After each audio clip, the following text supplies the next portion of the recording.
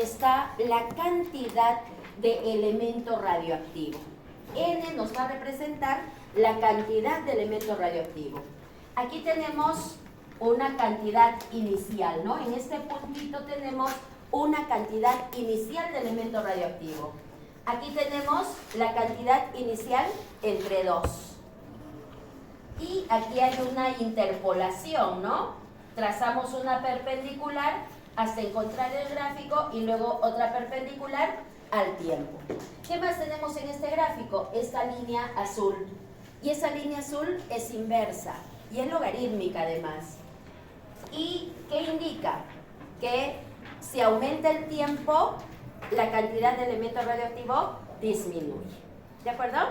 Ya lo hemos descrito al gráfico. Siempre hay que describir a un gráfico antes de tomar una conclusión o de plantear una conclusión.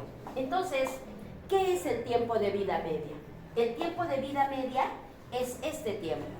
¿Ya? Entonces, otra vez, el tiempo de vida media es el tiempo necesario para que una cantidad de elemento radioactivo quede reducido a la mitad. ¿Ya? Entonces, otra vez, el tiempo de vida media es el tiempo necesario para que una cantidad de elemento radioactivo se reduzca a la mitad. Se reduzca a la mitad. Pase. Es importante mencionar lo siguiente.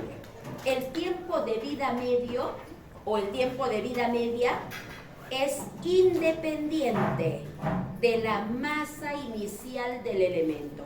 El tiempo de vida media es independiente de la masa inicial del elemento. Observen aquí. En este gráfico tenemos bismuto radioactivo en gramos. Y aquí el tiempo en días. Comenzamos con una cantidad inicial de 100 gramos. Y entonces yo les pregunto, de 100 gramos, ¿cuánto tiempo tiene que pasar para tener solamente 50 gramos? A ver, la pregunta es para todos. De 100 gramos, ¿cuánto tiempo tiene que pasar para tener 50? 5 días. 5 días. De 50, ¿cuánto tiempo tiene que pasar para tener 25? 5 días. De 50 a 25, 5 días. De 6,25 a 3,125, 5 días. De 1 tonelada a media tonelada, 5 días. Porque les estoy diciendo, el tiempo de vida media es independiente de la masa inicial del elemento. No nos interesa de cuánto comienza. Lo que nos interesa es que para que se reduzca a la mitad, tiene que pasar ese tiempo de vida media. En este caso, el tiempo de vida media del bismuto radiactivo es de 5 días. Tengamos 1 tonelada, 1 miligramo, 100 átomos, etcétera, siempre el tiempo de vida media va a ser 5 días. Ya es un valor constante. Todos los elementos radioactivos, absolutamente todos, tienen su tiempo de vida media. Y ya es un valor constante. Ese valor no está cambiando. De ninguna manera va a cambiar. Si alguien descubre un nuevo elemento radioactivo, lo primero que hacen es medir su tiempo de vida media. Y ya pasa a ser un valor constante. Aquí tenemos otros ejemplos de tiempo de vida media. Uranio 238. Ahorita les hablo del otro tiempo de vida media. Uranio 238. Tiempo de vida media 4,51 por 10 a la 9 años. 4,51 por 10 a la 9 años. Si tenemos 1 tonelada de uranio radiactivo, ¿cuánto tiempo va a pasar para tener media? 4,51 por 10 a la 9 años. Miren ustedes, es un tiempo enorme. ¿De acuerdo? Si tienen 1 miligramo de uranio radioactivo, ¿cuánto va a pasar para tener medio? Eso. ¿De acuerdo? Eso va a pasar. Miren aquí, polonio 214, 1,64 por 10 a la menos 4 segundos. Si tienen 1 tonelada de polonio, ¿cuánto tiempo va a pasar para tener media? Casi nada, ¿no? Miren la diferencia entre un elemento radioactivo y otro. Por lo tanto, el tiempo de vida media es muy importante. Y si nosotros hablamos de medicina, es mucho más importante todavía. Y entonces les pregunto, en medicina, ¿qué utilizarán? ¿Qué les conviene utilizar? ¿Elementos radioactivos con elevado tiempo de vida media o elementos radioactivos con bajo tiempo de vida media? Bajo tiempo. ¿Por qué? Para que se pueda eliminar del organismo. Perfecto. Porque si consumen uranio, nos morimos y sigue enterito el uranio, ¿no? Sigue enterito el uranio. Porque miren, por 10 a la 9 años es mucho tiempo, ¿no? Ya, esa es una razón. Otra razón, ¿por qué los médicos tienen que utilizar elementos radioactivos con bajo tiempo de vida media?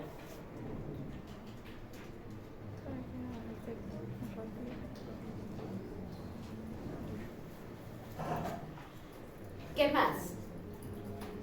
Al final los médicos tienen que utilizar los elementos radioactivos con el tiempo de vida media suficiente, con el tiempo de vida media que les dé el tiempo a ustedes que hagan diagnóstico o que hagan la terapia que necesitan. Porque esta radiación ionizante se utiliza para eso. Los médicos la utilizan para hacer diagnóstico y también para poder hacer terapia. Entonces, el tiempo justo, no necesitan más. Entonces, aquí tenemos algunos ejemplos. El yodo 131. Este yodo radiactivo se utiliza para diagnóstico y para terapia de tiroides. ¿Cuál es el tiempo de vida media? 8 días. Tiempo suficiente para que el médico cumpla lo que tiene que cumplir cuando utilice el elemento radiactivo. 8 días. Pero también les pregunto lo siguiente. Si a un paciente le inyectan yodo radioactivo, ¿ustedes pueden estar en contacto directo con él el mismo día que le inyectaron el yodo radioactivo? ¿Sí o no? ¿Sí? ¿Qué radiación emiten los núcleos radiactivos?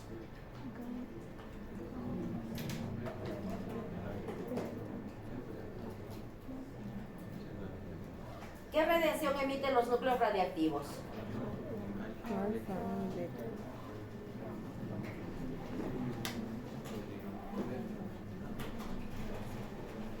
Fuerte, yo soy sorda, no escucho. ¿Qué radiación emiten? Alfa, beta, gamma. Ya. Entonces, el yodo radiactivo emite radiación gamma, porque ya les dije que beta no nos sirve, ¿no? Beta es muy pesada, con una hoja de papel la bloqueas, alfa. Beta se deposita debajo de la piel, les va a servir, salvo que la aceleren, les dije, ¿no? Pero entonces, en medicina más se utiliza gamma. Entonces, el yodo 131 emite radiación gamma. Y vuelvo a preguntar, si ustedes le inyectan a un paciente isótopos de yodo radioactivo, ¿el mismo día que le inyectaron pueden estar en contacto con su paciente? ¿Por qué no? Pase, señora. ¿Por qué no?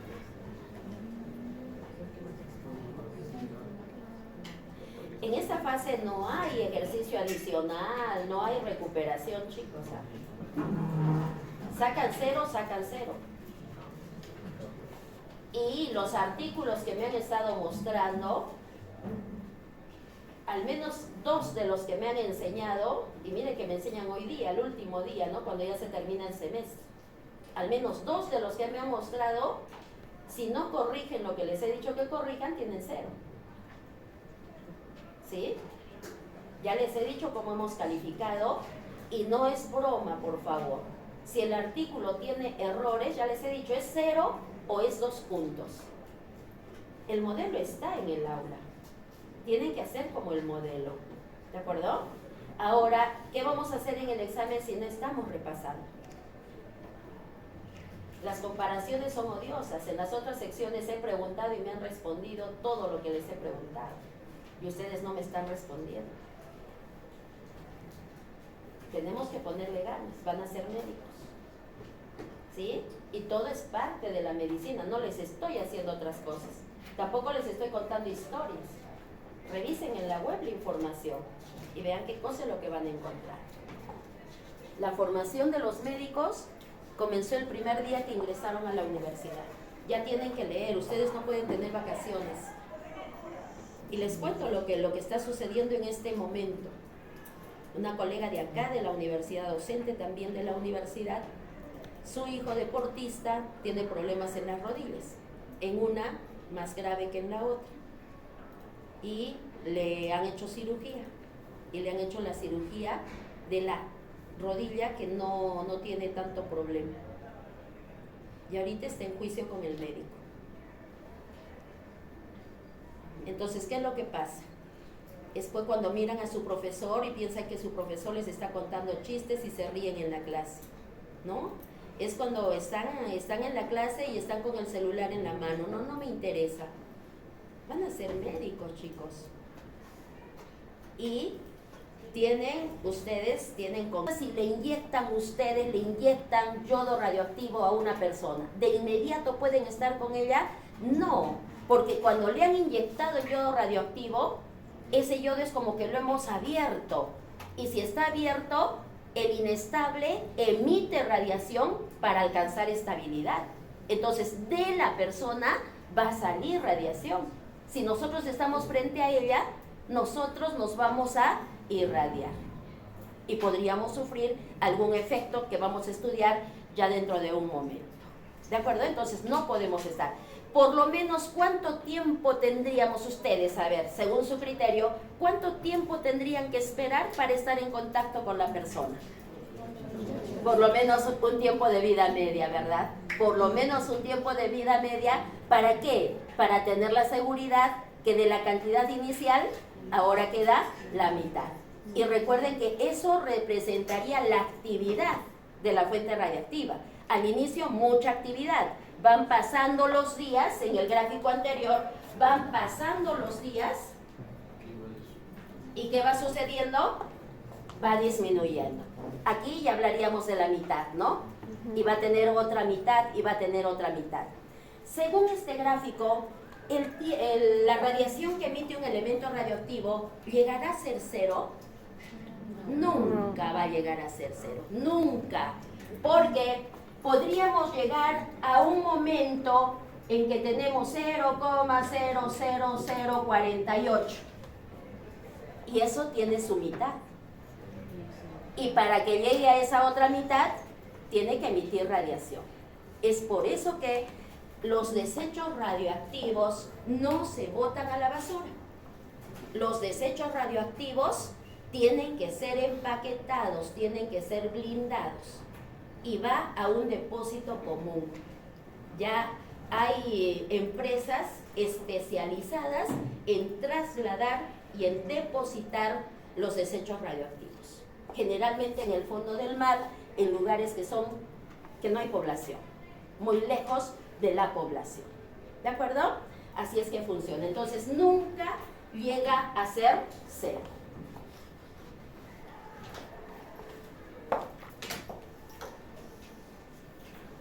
Efectos biológicos de las radiaciones ionizantes. Esto también bien aprendido, por favor. Tenemos dos efectos. Generalmente se utiliza esta terminología. Se dice efectos estocásticos. Este es el principal nombre que se utiliza. Pero también se le puede decir probabilísticos, tardíos o a largo plazo. Pero el término que más se utiliza es efectos estocásticos. ¿Esto qué quiere decir? Esto quiere decir que cuando la radiación llega a una persona, se pueden desencadenar en la persona estos efectos negativos que reciben el nombre de efectos estocásticos. ¿Pero por qué se le dice efectos estocásticos? Porque para que se produzcan estos efectos no se necesita llegar a una dosis umbral. Los efectos se van a producir a cualquier dosis de radiación. Los efectos se van a producir a cualquier dosis de radiación. Y esto tampoco significa que se va a producir en todas las personas. Se va a producir pues en aquellas personas que tienen predisposición para sufrir estos efectos. Entonces, por ejemplo, hablamos de leucemia. Entonces, ¿qué puede suceder? ¿Qué podría suceder? Una persona puede recibir radiación en una sola placa radiográfica y por la predisposición de la persona se le desencadena el problema de leucemia, con un poquito de radiación que recibió. Otra persona se hace 100 placas radiográficas y no se le desencadena nada. Entonces, depende de la predisposición de la persona para que se pueda desencadenar. Pero se le dice efectos estocásticos porque se puede producir a cualquier dosis de radiación, sea pequeña o sea grande. Y lógicamente, mayor va a ser la probabilidad de sufrir el efecto si la dosis que recibe es grande. Aquí podemos ver en este gráfico, podemos ver lo siguiente. Dosis en Sievert. Ya sabemos lo que significa Sievert, ¿no? Como dosis equivalente o como la suma de dosis equivalente, que es la dosis efectiva. Y aquí tenemos probabilidad del efecto. Es una línea directa ascendente hacia la derecha. Si tenemos más dosis de radiación, la probabilidad de sufrir el efecto es mayor. Pero no nos olvidemos que los efectos estocásticos se pueden desencadenar a cualquier dosis de radiación. No existe una dosis umbral. A diferencia de los efectos determinísticos, este es el término que aprendemos, efectos determinísticos. También se les dice agudos o a corto plazo. ¿Qué sucede con estos efectos? Para que se desencadenen estos efectos, sí se necesita llegar a una dosis umbral. Veamos aquí. Aquí tenemos dosis en Sievert y aquí severidad del efecto. Y la línea es constante hasta este valor. Ese valor se lo aprenden de hoy para siempre. 0,5 Sievert.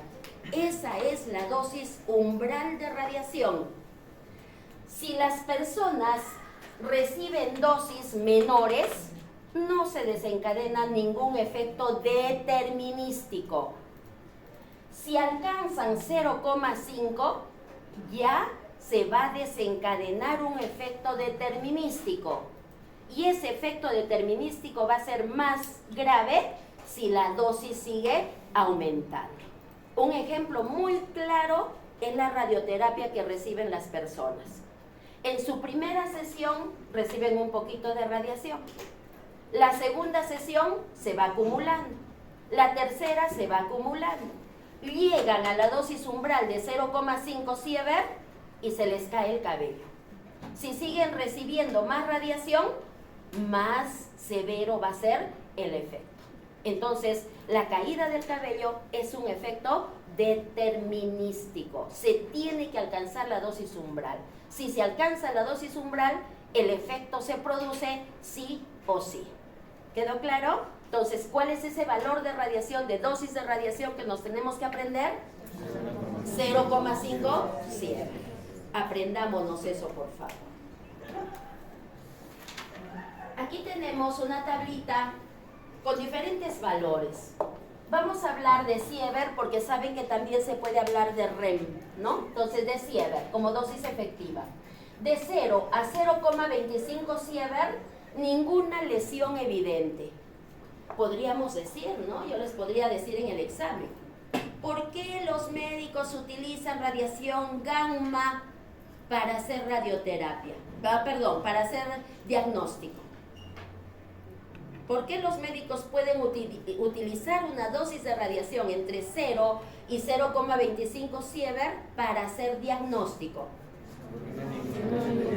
Porque no hay ninguna lesión. Ninguna, no le va a producir ningún efecto negativo.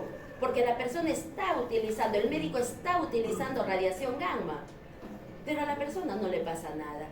Y por ahí podrían decir ustedes, pero como no está diciendo que la radiación gamma es ionizante y que llega al núcleo y que etcétera, etcétera, pero va a depender de la dosis. Si estamos en una dosis de 0 a 0,25, ninguna lesión evidente. De 0,25 a 0,5, posibles alteraciones en la sangre, pero ninguna lesión grave. Todavía hasta ahí podrían utilizar los médicos, ¿verdad? Pero no, pues ya no se van a arriesgar a producir lesiones en los glóbulos rojos o en los componentes de la sangre. Siguiente, de 0 a 5. Este es el valor que dijimos nos tenemos que aprender. De 0,5 a 1, alteraciones de las células sanguíneas, y aquí ya se comienzan a presentar lesiones, ¿de acuerdo?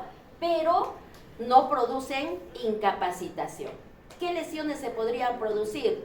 Enrojecimiento de la piel, se podrían producir heridas como producto de la radiación que están recibiendo. ¿Por qué? Porque ya es una dosis mayor. ¿Pero le produce incapacitación? No. De 1 a 2, ya lesiones más graves y aquí ya posible incapacitación. Las lesiones ya son mucho mayores. De 2 a 4, certeza de lesiones y aquí sí, ya incapacitaciones mucho más graves. Inclusive ya se produce la muerte de algunas personas. De 4 sievert, si un grupo de personas recibe 4 sievert de radiación, con seguridad muere el 50%. ¿Quiénes van a morir? Quienes sean más sensibles, quienes tienen más predisposición a sufrir efectos negativos, a sufrir lesiones. El 50% muere. Y si tienen una dosis de 6 sievert, es letal. El 100% de personas muere. Pero estas dosis también están relacionadas con la distancia de la fuente radiactiva. Si una persona está cerca a la fuente radiactiva, ¿qué va a suceder? Es tanta la energía nuclear que se carboniza. Muere totalmente calcinado, porque está cerquita. Quienes están más lejos sufren quemaduras graves. Quienes están más lejos, quemaduras más leves. Quienes están más lejos reciben radiación, ya no les produce, no se observan lesiones externas, pero sí mutaciones. Y ellas pueden morir al mes, a los 2 meses, a los 3 meses, etc. Todas esas investigaciones las han hecho con este tema de la bomba en Hiroshima y Nagasaki y en la explosión de Chernobyl también. Y quienes estuvieron mucho más lejos sufrieron mutaciones, ninguna incapacitación, ninguna lesión evidente, pero sí mutaciones que las han ido heredando a sus descendientes. Y dicen que todavía se sigue heredando en la actualidad. ¿De acuerdo? Entonces, es pues grave hablar de radiaciones ionizantes. Los médicos tienen esta especialidad de medicina nuclear. En los hospitales, en el Seguro Central, existe la unidad de medicina nuclear. ¿Trabajan con ello? Sí, trabajan con ello. ¿Por qué? Simplemente hay que conocer y hay que cumplir la normativa de seguridad radiológica. Si cumplen con todo eso, no hay ningún problema. ¿De acuerdo? Cuando decimos rayos X, los rayos X también son radiación ionizante. Pero entonces, ¿cómo sacan una placa radiográfica?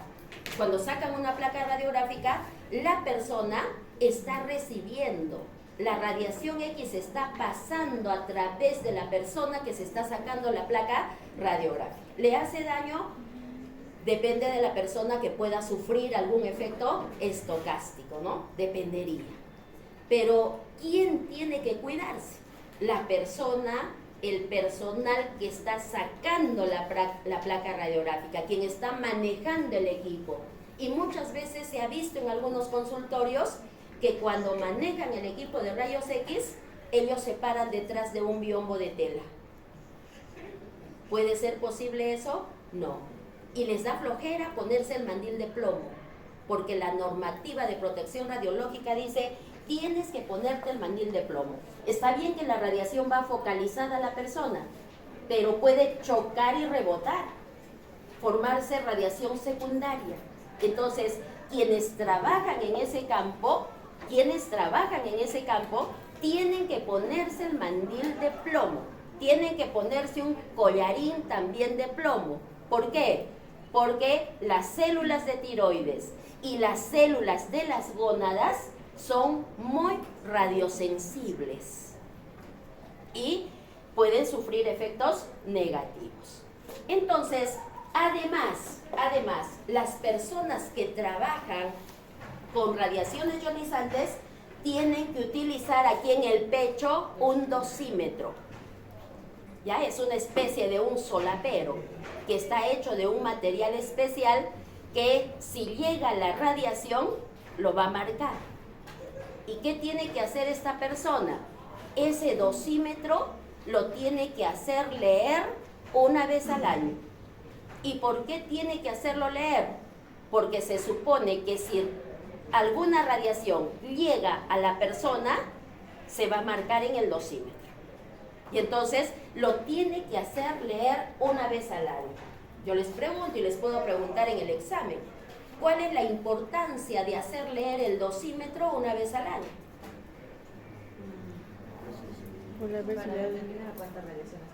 Para determinar la radiación que está llegando a la persona. Pero ¿y cuál es la importancia de conocer cuánta radiación llega a la persona? Para ver. Ya, pero ¿para qué te interesaría conocer eso? Para que no llegue al umbral. Para ver si está llegando al umbral. Para ver si está llegando al umbral. Porque si ya está cerquita en el umbral, cerquita al umbral, al valor umbral, ¿puede seguir trabajando? No. Ya no.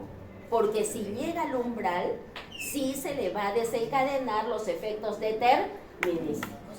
Y es cierto, ¿no? Las personas que trabajan con radiaciones ionizantes trabajan entre 4 y 5 años. En promedio. Pero quien recibe más radiación tendrá que retirarse antes.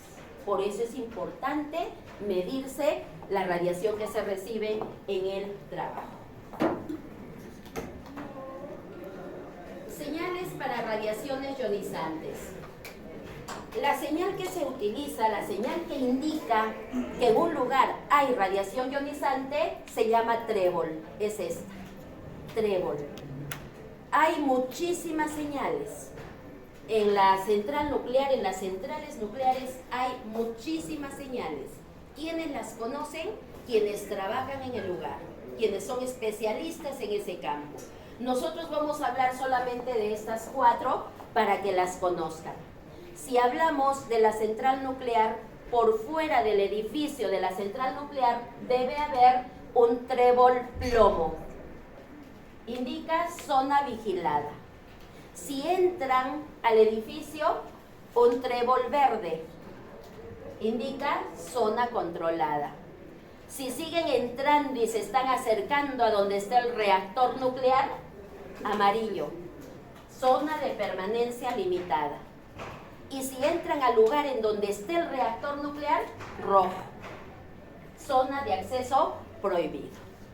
Los consultorios que sacan placas radiográficas y los que cumplen con la normatividad de protección radiológica deben tener este trébol en la sala de espera. Muchas veces nos hacen esperar ahí, ¿no? En la sala de espera ahí debe haber, yo lo he visto en algún lugar esto, yo lo he visto, está el trébol amarillo. Y si entran a donde está la máquina de rayos X, ahí está el trébol rojo. Y sí están, quien cumple, sí está. Porque en Arequipa también hay consultorios que no cumplen, ¿no? En algún curso que hicimos de la central nuclear de Lima, siempre ellos, como son responsables de la seguridad radiológica, permanentemente hacen cursos, no solamente en Lima, ¿no?, sino también descentralizadamente. Y aquí en Arequipa han hecho varios cursos. Y en uno de los cursos que yo tuve la oportunidad de asistir, nos llevaron a medir la radiación a unos consultorios que están en la calle Goyeneche. Y justo cuando entramos para hacer la medición, estaban sacando una placa radiográfica a una persona. Y al lado había una embarazada haciéndose una ecografía. ¿Y qué dividía el espacio de la máquina de rayos X con el otro espacio en donde hacían ecografía? Un triple A. Un triple A. Un triple A. Legal. De hecho que le cayó la sanción porque este ente de la central nuclear es el que rige todo y tiene que controlar todo. Y a ese consultorio le cayó la sanción. Y algo peor todavía, las máquinas, esa máquina de ese lugar, esa máquina de rayos X, entre comillas, ya era una máquina de segundo uso. Y entonces cuando le ordenaron al señor que dispare la máquina de rayos X, lo que midieron no correspondía a la cantidad de radiación que debía emitir. Es decir, si una persona va y se saca una placa radiográfica, para que la placa radiográfica tenga buena resolución, le hacen llegar más radiación de la que se necesita para esa placa cuando una máquina funciona como debe funcionar. ¿Y quién lo sabe? ¿El paciente lo sabe? Al final, si sufre un efecto estocástico, ¿el paciente va a saber que fue por la radiación que recibió? Entonces los médicos tampoco pueden actuar así. No pueden decir que me importa la salud de este paciente, total no va a saber. Total, los rayos X no se ven. Y cuando yo le saco una placa, él no sabe si le estoy dando poquita, alta radiación, no sabe. Pero y así se juega con la salud de las personas. Real, así se ha medido ahí al frente del hospital Goyeneche. Entonces, hay que tener cuidado también a qué consultorios uno va, ¿no? Hay que tener cuidado. Muy bien, esas son las que vamos a estudiar nosotros. Pero la pregunta es, todas las personas, cuando ven esta figurita, todas las personas saben que esto es peligroso, saben de qué se trata. No. Aquí mismo en la universidad, si le preguntamos a alguien, no sé, se me ocurre, de contabilidad, y yo le digo, ¿qué es esto? ¿Él sabe qué es radiación ionizante? ¿Y sabe lo que produce la radiación ionizante? No. Pero ¿qué pasa? Crearon otra señal, ¿no? Que la deben utilizar. ¿Esto sí lo puede leer cualquier persona? Sí. ¿Cómo lo leerían? Ventilador fuerte. ¿Cómo que ventilador? ¿Cómo lo leerían? Radiación fuerte. Huir Ni o... saben qué es radiación, ¿no?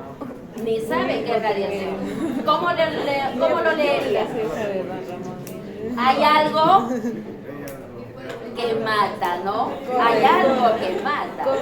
Y si no quiero morir, corre. ¿Sí? Lo entendemos. No necesito saber que esto es radiación, no necesito. Ustedes donde vean esto, sí, ya no tendrían perdón. Si dicen, ¿qué era eso? No sé qué es eso, ¿no? Ya no.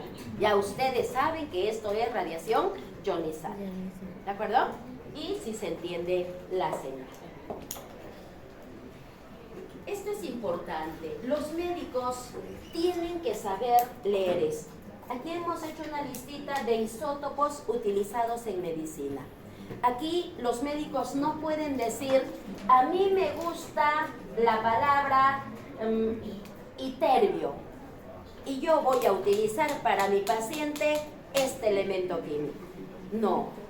Cada elemento radioactivo tiene su función.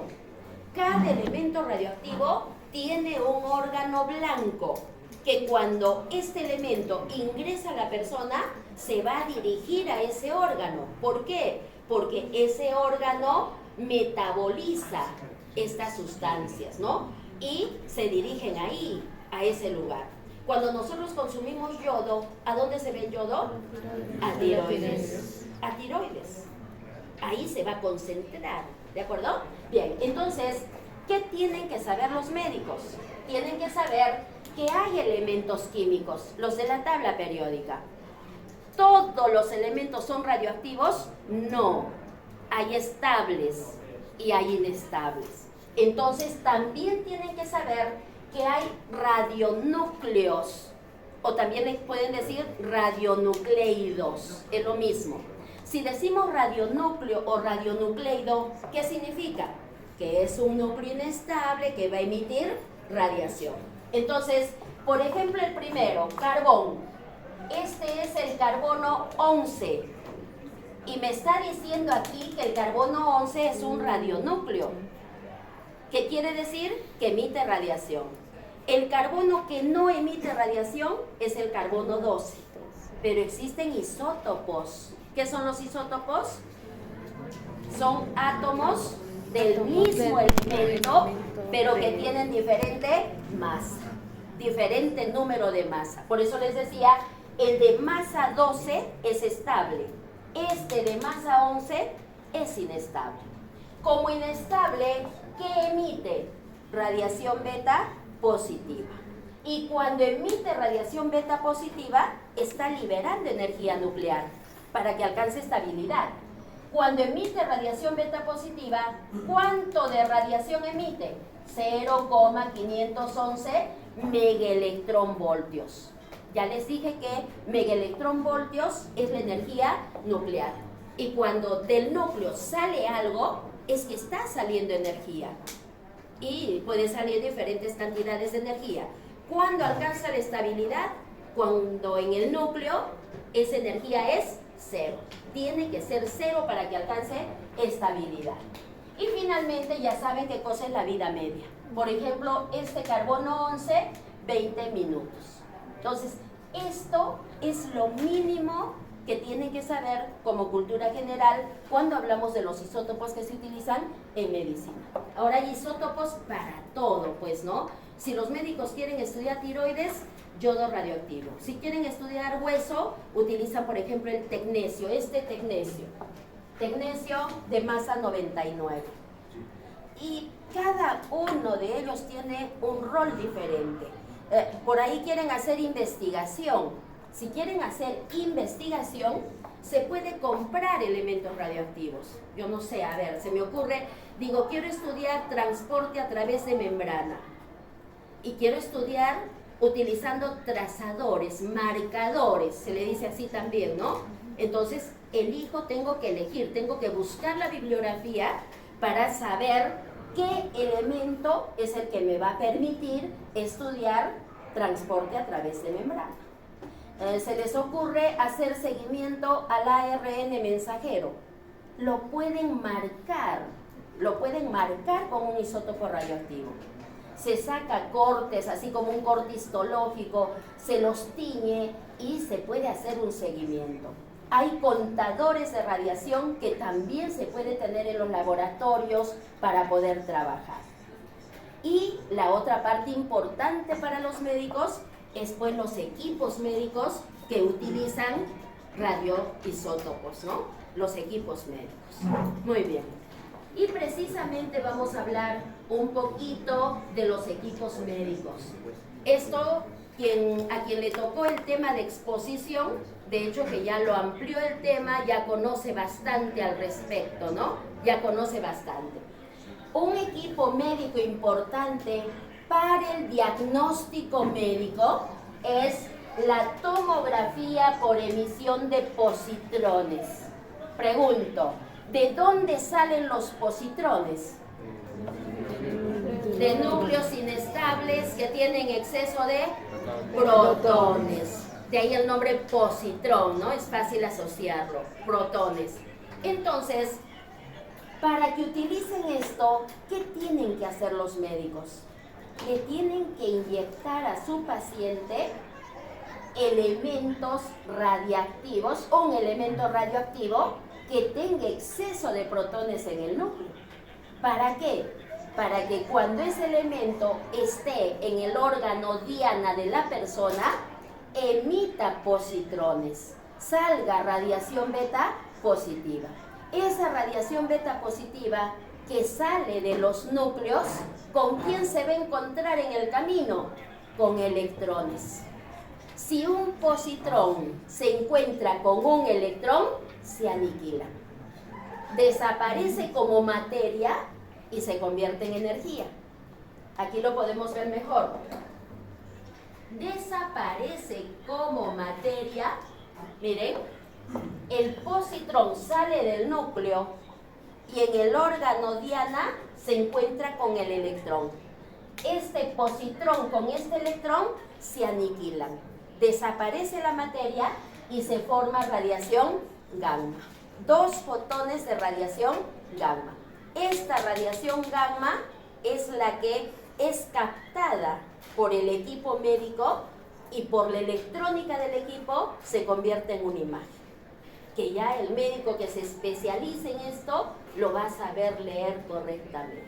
Pero el principio físico lo entendemos, ¿verdad? Lo entendemos así de simple. Otra técnica de diagnóstico médico es la gammagrafía. Y de hecho que el nombre nos dice, ¿no? ¿Con qué va a trabajar? Gamma. ¿Qué ocurre?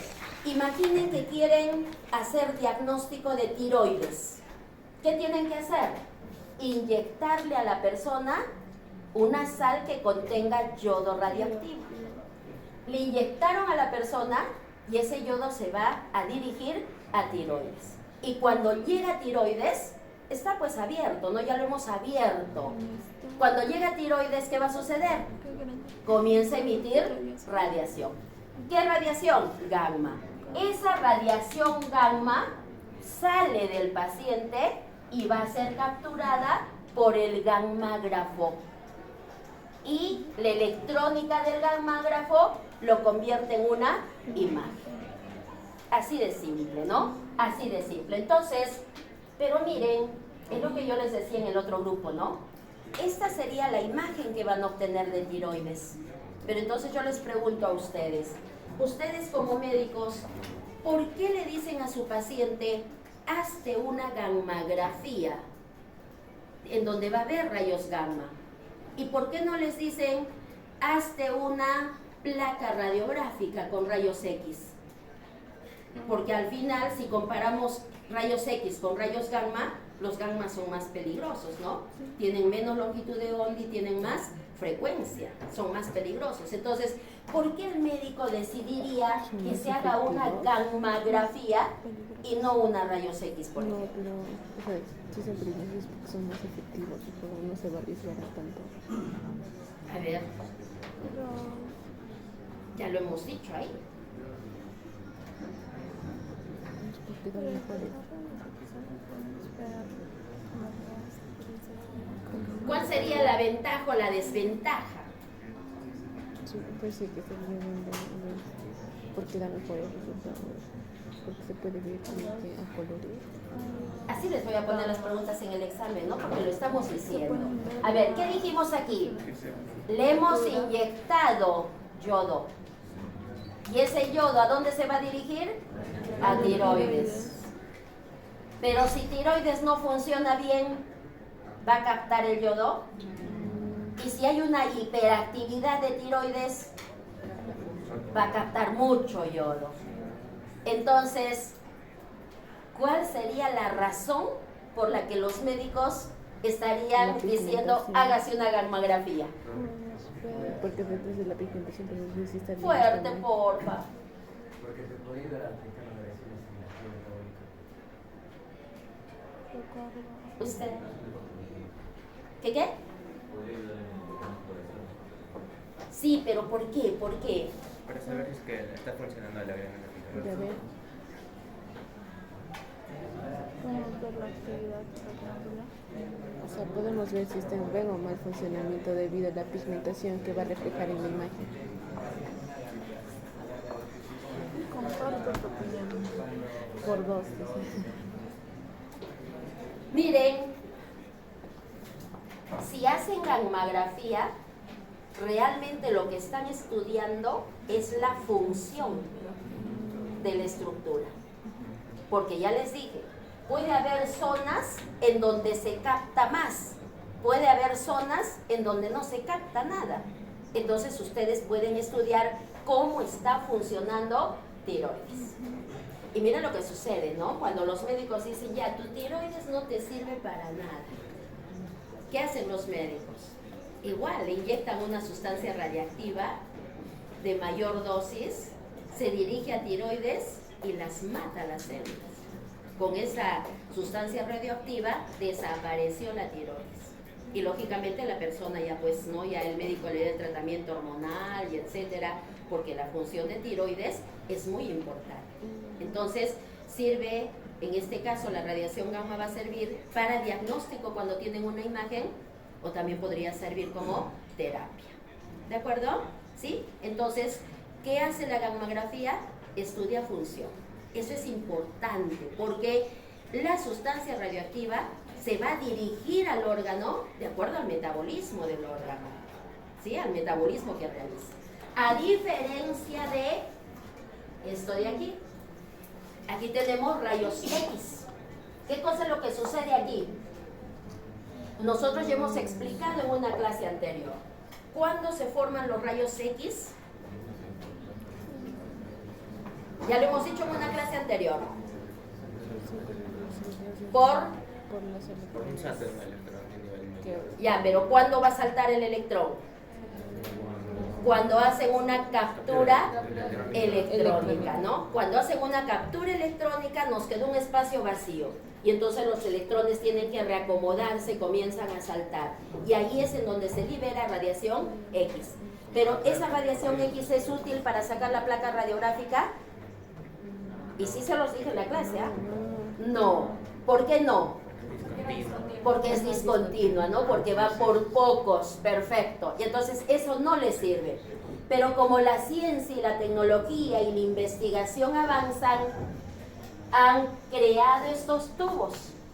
Estos tubos son los que se utilizan en la máquina de rayos X. Tubo de vidrio blindado, porque la radiación no puede salir de ahí. Vacío total en el interior. Vacío total. Ni una molécula de materia, de aire, nada, vacío total. Y tenemos en este lado el cátodo y en este lado el ánodo. Es como que hablamos de dos cables que finalmente van a ir enchufados al tomacorriente. Entonces, en este cátodo, aquí miren, hay un alambrecito que es delgadito, muy largo, pero que ahí está enrollado. Este es un alambre de tungsteno.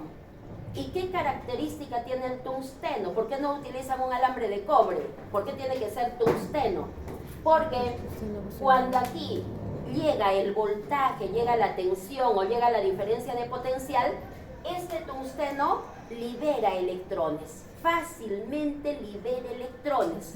Entonces, cuando enchufamos la máquina de rayos X, de este tungsteno es como que salen disparados los electrones y se van a ir en línea recta a gran velocidad y van a chocar con el ánodo. Cuando chocan con el ánodo se frenan, pero cuando estaban en movimiento llevaban mucha energía. Cuando chocaron se frenaron. Entonces tienen que liberar la energía que llevaban en el movimiento. Y de esa energía que llevaban en el movimiento, escuchen, el 99% es calor y solo el 1% rayos X. Imagínense ustedes, el 99% calor y solo 1% rayos X. Con ese 99% de calor, esto se quema. Se quemaría, pero no se quema, ¿por qué? Porque alrededor tiene un buen sistema refrigerante. Utilizan un aceite especial que absorbe muy rápido el calor y lo refrigera, por eso no se quema. Si alguien tuviese la oportunidad de ver un tubito de estos, porque estos tubitos se agotan también, va a llegar un momento en que ya están viejos y no sirven y tienen que cambiar por uno nuevo.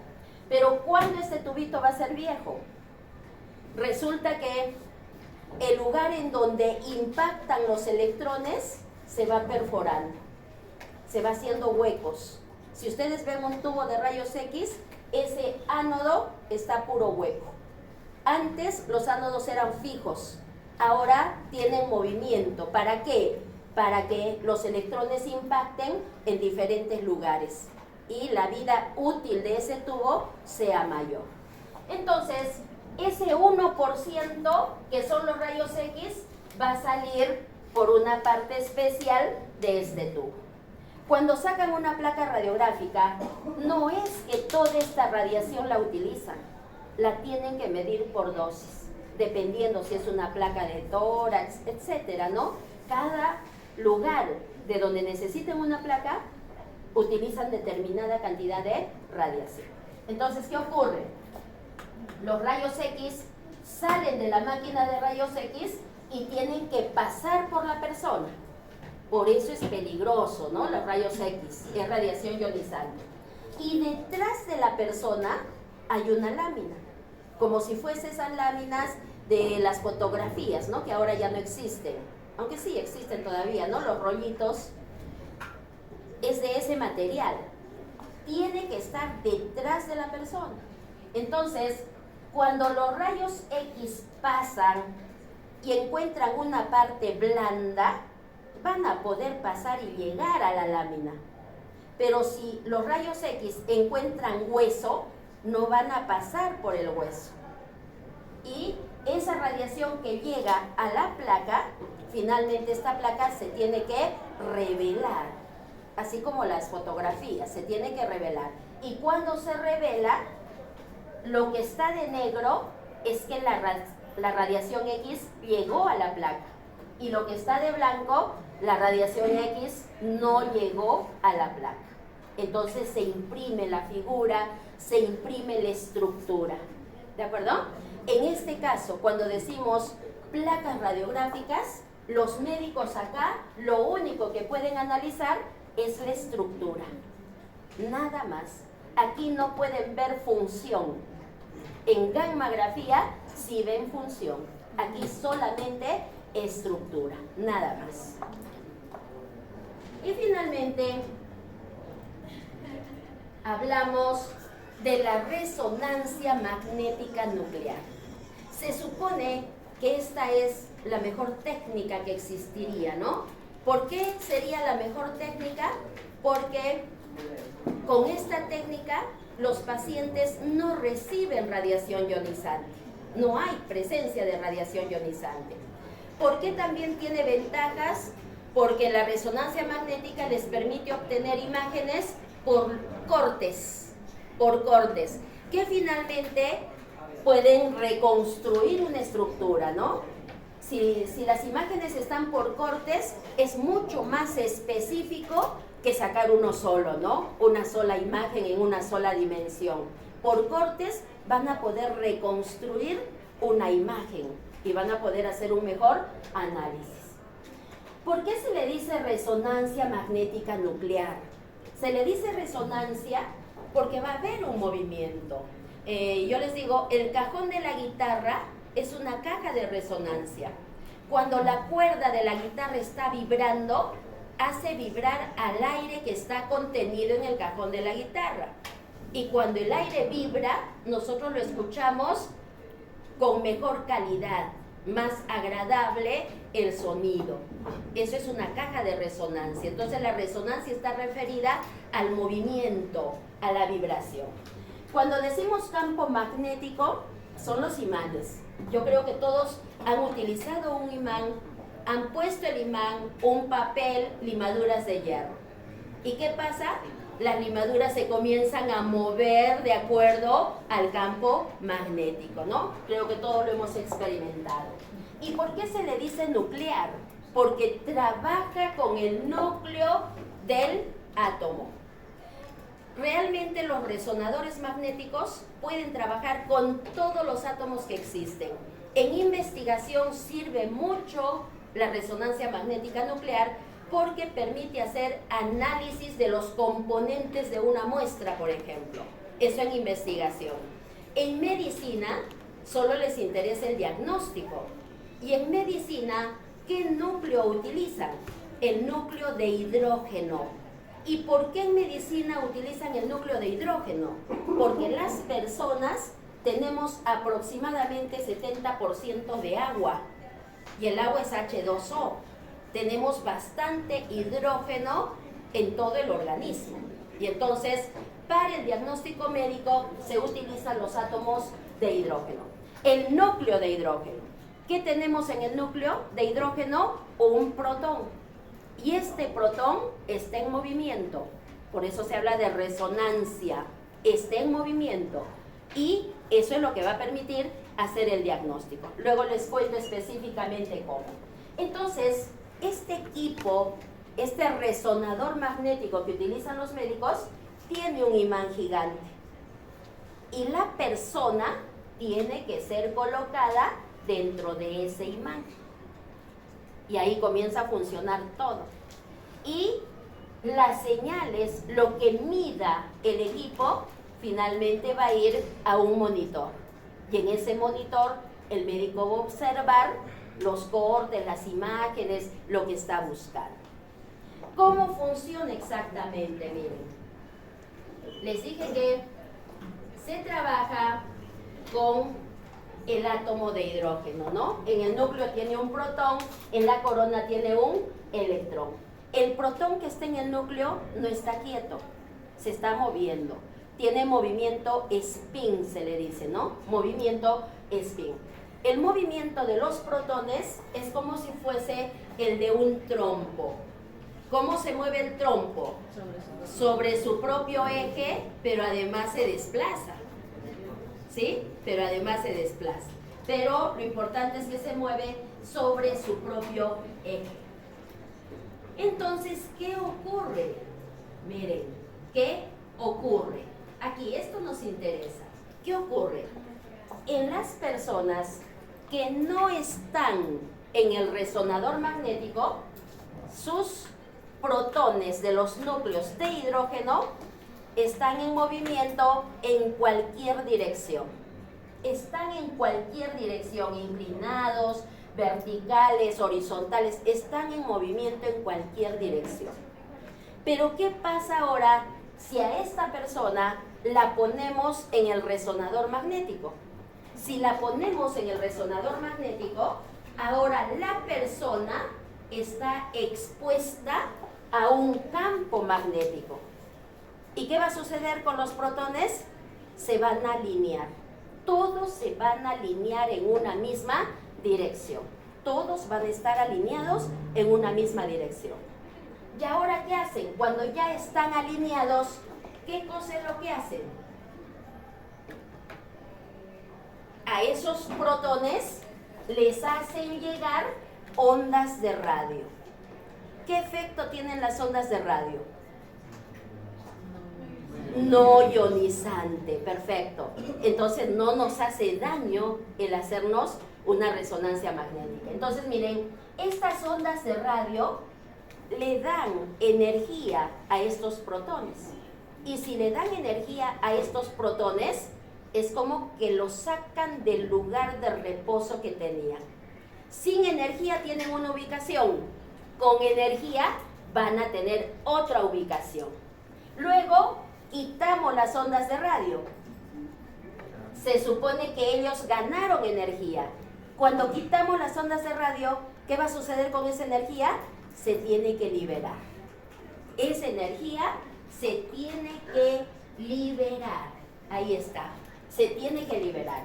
Entonces yo les pregunto, si se trata de una estructura normal, sin ningún problema, vamos a tener un tiempo de liberación de esa energía, un tiempo de recuperación del protón de su estado inicial. Pero si hay algún problema, hay alguna patología, ese tiempo de recuperación va a ser diferente. Entonces, esa comparación de lo normal con lo patológico es captado por la electrónica del equipo y se transforma en una imagen. ¿De acuerdo? ¿Se entendió? ¿Sí? Entonces, primero, los protones se están moviendo en cualquier dirección. Luego, se ordenan, se alinean en función al campo magnético del resonador magnético. Luego, les dan ondas de radio para aumentarles la energía. Luego quitan las ondas de radio y los protones tienen que liberar la energía. Ese tiempo de liberación, de recuperación, eso es lo que capta el aparato para decir no hay problema o si hay algún problema o si hay alguna patología. Esa es la resonancia magnética nuclear. Se supone que es la mejor técnica, ¿no? Pero ¿por qué los médicos no la indican a todo el mundo? Primero dicen, primero ecografía, ¿no? Ya no, mejor una placa de rayos X. No, ahora sí necesitamos una resonancia. ¿Por qué no la indican desde el comienzo? Porque es cara, ¿no? El costo. Es caro. Una sola placa es cara. Hace mucho tiempo estaba en $800, algo así. Hace 20 años había un solo resonador en Arequipa y era privado. Ahora ya hay algunos más, pero todavía sigue siendo un diagnóstico caro. Y muchas veces cobran por lámina y a veces depende cuántos cortes quieren que se haga y finalmente el médico hace esa indicación, ¿no? Entonces es una técnica cara, no todos tienen acceso a la técnica, pero sería la mejor, ¿no? Sería la mejor. Y en algún momento la NASA estuvo investigando por un equipo que ¿qué querían lograr con este equipo? Y de hecho que con todo este tema de la inteligencia artificial y demás cosas, se van a lograr muchas cosas, ¿no? En el campo médico, por ejemplo. ¿Qué estaba haciendo la NASA? ¿Qué estaba buscando? Eso les digo hace unos 10 años más o menos. ¿Qué estaba buscando? Un equipo en donde la persona entre y salga diciendo qué problema tiene. Ya no buscarle el problema, porque muchas veces decimos, tengo un problema en el riñón, y solo se enfocan en el riñón, nada más. Pero ¿qué quería la NASA? Tener un equipo que evalúe todo, de tal forma que si al equipo lo ponen a la persona, salga y se sepa qué problema tiene y en qué lugar tiene, el lugar en que fuese. Ya no es un estudio específico, ¿no? Sino lo que sale de algún problema que tenga la persona. ¿Sí? Entonces, al final sería bueno eso, ¿no? Con el tiempo llegar a ese tipo de diagnóstico para que se pueda saber efectivamente qué es lo que tiene la persona. Muy bien, con esto terminamos los contenidos.